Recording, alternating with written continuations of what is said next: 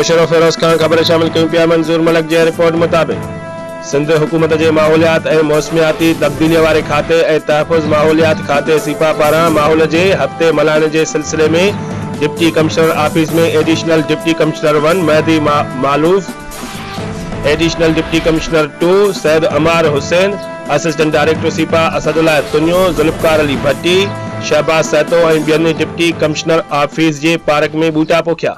उन मौके ते डिप्टी कमिश्नर ऑफिस का additional deputy commissioner 1 Mehdi Maloof की अगवानी में एक रैली पिणु कढी वई।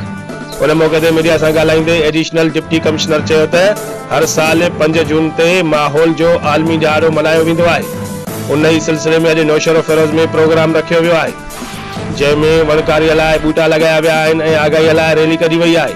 उन चयो त माहौल जो तहफ़ुज़ असां सभिनी जी गजल ज़िम्मेवारी आहे।